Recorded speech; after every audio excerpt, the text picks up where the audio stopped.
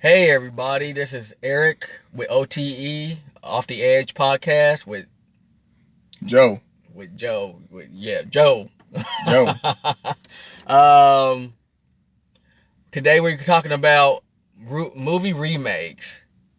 Rehashes, remakes. Remake? It's like when they dig it up, they dust it off the old DVD and say, hey, let's do this again. That's what they're literally doing. Yeah, They're dusting off something from the 90s, 80s, like, yeah, let's do this. Yeah, and who thought it would get this far? Who thought they would continue to take it this far? Yeah, I think that's some murky territory that you're messing with. You're messing with some history.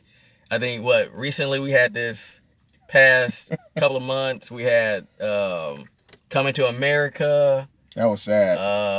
What other one did we have? Dora. I know we had Dora. Last year was Dora. I don't know what that you got. I literally, like, I got a friend, Roy. He's big into movies. And he tells me these things. I literally just put it out of my mind because I don't want to think about it.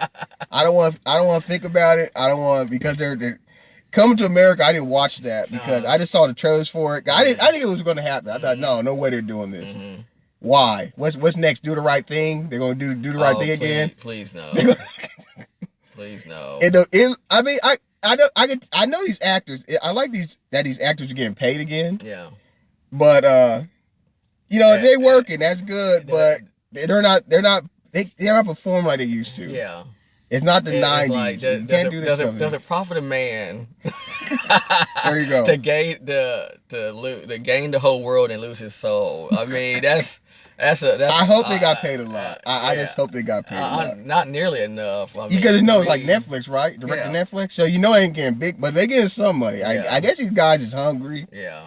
I get it. Stay relevant. I think it's like with anything. Once you feel like you've been on the top of something, you always going to be looking for that same type of relevance. It's relevance is intoxicating. It's intoxicating to be be adored, relevant, be hip and cool. That's hip and cool, and plus it's easier. I mean, you got name recognition. Yeah. The studio execs are lazy, and really their content. They eat content. Because now it's not just the theaters anymore. Now you got all these streaming platforms. Yeah. Everybody wants original content. Roku.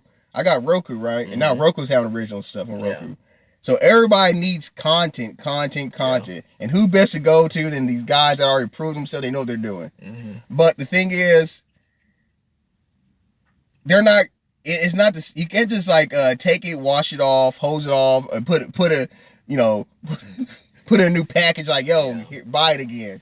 That's what they're literally doing. They're taking used ideas, used movies, and they're just repackaging them for a new generation. And I guess they're going nostalgia points, maybe. Yeah. Like what you said, Highlander's next. Yeah, Highlander. I just heard or seen some content of Henry Cavill.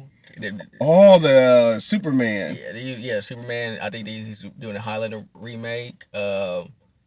Which I was intrigued by it. I just don't think they're going to do it right because these movies nowadays don't understand the spirit of what made those movies back in the day so special. So cult classics. Highlander was a cult classic. Like even the first one, I remember seeing it when I was a kid and think, what is this? This is supernatural tale and swords. What kid didn't like swords? That samurai sword, Duncan MacLeod or Clan MacLeod. The history, mythology, all those things. Even though the original didn't really do that well in theaters, if I remember, but still looking at it on television, they would rerun it all the time. I would, catch it every time because I just couldn't get enough of it. It was just a special movie. Then they made number 2, and I was looking forward to that. I remember when that came out in theaters, I wanted to see it, but actually looking at it when it came on television, I was glad I didn't. I know. Because some things weren't meant to be a sequel, and some things aren't meant to be dug up, and and reused again. I mean, Ghostbusters, didn't they have two stinkers with Ghostbusters? They had that one with the all women. Yes. And then they brought the other one back that was a little bit better, I guess. I was wouldn't then the one with all women I thought was gonna be. It seemed like it was casted pretty well. It just didn't do anything. I think it's really hard to duplicate that same type of success when something like the original Ghostbusters did so well. Yeah. Like the chemistry. It only works back then. Yeah. It doesn't work now. Like Bill and Ted. Yeah. And that was terrible. Y'all, oh yeah, Bill and Ted. Let's bring it back, but now it's a girl Bill and Ted. Yeah. It's not the 90s. It's not going to work. And why would you say when they're recasted like that with like an all girl it got too woke. It got too woke. And hey, this is edgy. Let's do an all girl cast, and that's your main hook. That's it. And we don't worry about the ideas, don't think about the story. Just like, oh, we got all women in it. So and I think it's commendable for them to do that. However, I think their thoughts are misplaced when very much when they do it with. I don't think women should want to do that if they don't have a great script. If you're gonna do something, yes, it's always good to pay homage to original. You know. Yeah. Again, I go back to the sports analogy. Michael Jordan would pay homage to Dr. J. Dr. J would pay homage to David Thompson or other great slam dunkers. That's what they try to do. They try to pay homage to and try to elevate. They try to pay homage to and try to take what they seen to another level. Yeah, try to take it to another level. But if with films and movies, if you can't do that, if they can't understand the spirit of it and take it to a new level and make it even better for the next generation, they shouldn't not want to do that. I think you really hurt the product and hurt your credibility when you do things like that.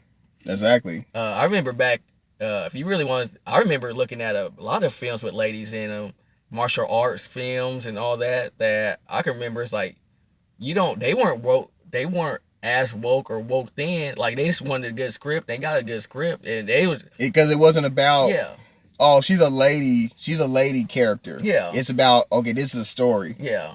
And it's not about, and now they try to take a story that was a male story, and you plug a woman into it, and then it's unique, it's woke, it's edgy, whatever they want to call it. It doesn't work that way. Make originals. It's like the same way when they take a character and they just make them black for some reason. Like you were saying, the black Superman. Got black Superman coming. Didn't they make a black Spider Girl?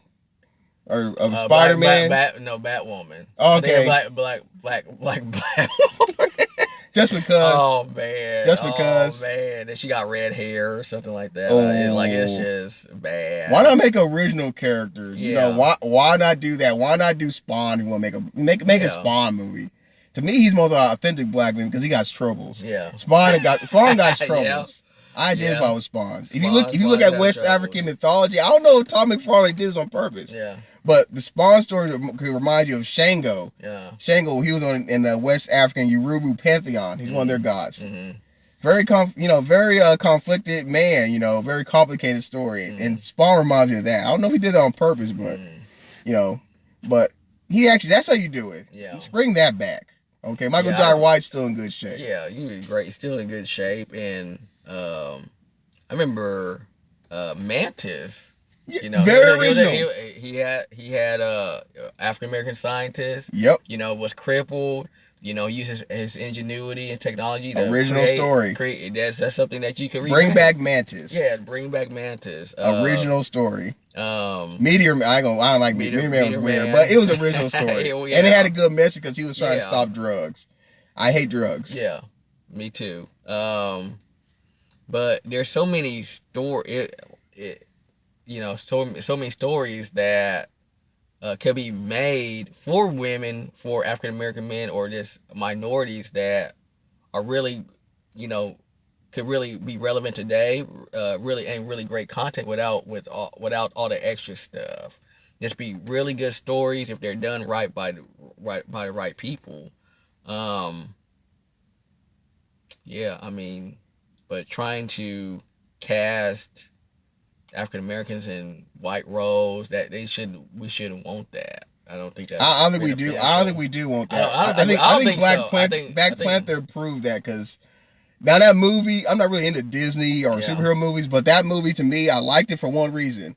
Disney hit the home run for one reason, because it was a positive movie. It wasn't about civil rights. Yeah. It wasn't about slavery. It was just a fun movie. Yeah. You know, it wasn't taking itself too seriously. Yeah. And too many times, and unfortunately we can't have another one now because he passed, but too many times it's all, you look at it. You don't gotta take my word for it, just look yourself. The majority of black movies, quote unquote black movies coming out, it's in the civil rights era. Yeah. It's doing some kind of segregation. So what? Why you think that is? Because the people who think about it. Think about it like this: who writes movies? Who writes movies? People that have a degree in writing, went to some kind of film school, and they tend to skew left. They tend to skew left, and they have a certain mentality. Yeah. To them, being black is about this certain thing. Yeah. And thus their writing reflects that. Yeah. So you have a certain pool of writers with a similar, like, small-minded ideology, right? And they're writing all the black movies. Yeah.